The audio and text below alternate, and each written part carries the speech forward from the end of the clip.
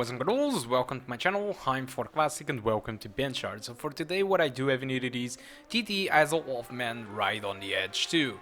So this game it is developed by Gigabyte and it is using their in-house technology called KT Engine. So for this video I decided to take the approach to try to reach 60 frames per second with the HD 7850, and unfortunately too much compromises were made to get there. So first of all I had to run the game at 900p using dynamic resolution. In this case I'm not really sure how it works, but I believe it tries to make the game above 30 frames per second, so it isn't going to do anything in here since I'm trying to reach 60, and I'm using low settings over here.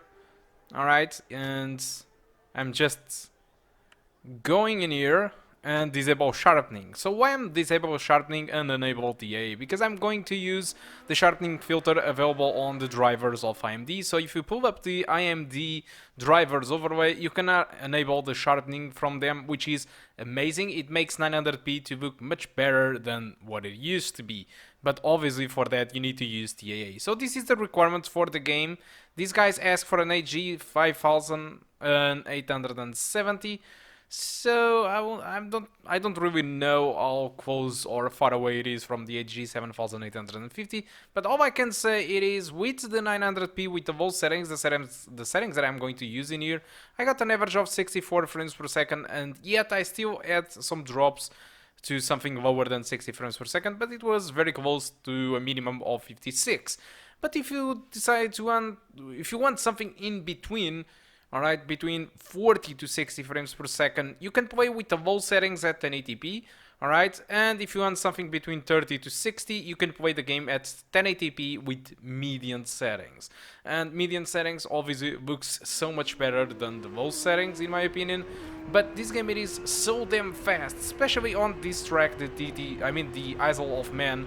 This is a huge track and it is very complicated, and your bikes reach very fast speeds, and sometimes you feel like you just have a split second to make a turn or something, and you feel like that 60 frames per second it is really something that you need for this game. So that's why I decided to go with full on 60 frames per second as much as possible, and that's why I'm using 900p with that sharpening filter and all the settings on low. And despite it is on low, it doesn't look really that bad. The only thing that pisses me off a little bit is the geometry. Things popping very close to you because of the geometry being on low. If you raise it to median settings, you lose like 5 to 6 frames per second, and I really need those 5 or 6 frames per second to get to those 60 frames. So that's why I still have it on low. But apart from that, I think it still looks pretty good. As for the game itself, that's one of the complaints that I have in here. This is a simulation game, and this is something that I actually do enjoy, simulation games. And this game does this special track, this Isle of Man, really well. It seems that all this game was conceived, alright, with this track in mind, because you still have more tracks from England and Ireland, but it seems that the special track for this game it is really this one. So this game doesn't offer too much content, unfortunately. This is one of my main issues with the game. It is the lack of content, and if you have the first game, possibly you don't see any reason to upgrade to this second game, because if you go to Steam reviews you will see that users complaining about the fact that this game feels somewhat the same to the first game, and some even point that it is worse. Some say that the feeling of speed it is now worse, meaning that it feels more slower than it was on the first game, and they say that some of the issues that were available on the first game are still here on the second game. I hate when developers do this, honestly. They don't really need to be releasing the same game all over and over and over again without fixing the issues. It's like WWE all over again in my opinion, I mean.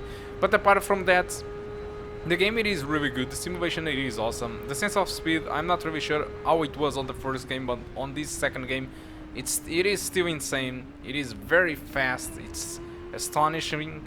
Honestly, I feel scared to ride the bike on this game because it is really fast, and it is really realistic in my opinion. I don't know too much about bike realism, and I'm pretty sure there are a lot of things that are lacking in this game about realism, but about this track, there is nothing like this on the market. This is really insane. What is insane is the price that they are asking for this game, and this is another complaint that I have to the developers. They are asking for $49.99 for this game. I think it's really expensive since this is a niche market.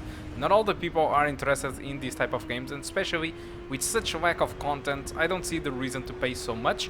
So, unless you are really a fan of this game, I don't see any reason to buy this. If you have the first game, don't buy this game again, because this second game, it is pretty much the same as the first, at least it is what people say, and I don't see the reason to pay at least full price. But if you find this game on a Steam sale or any other sale and you really want to have this game, then go ahead.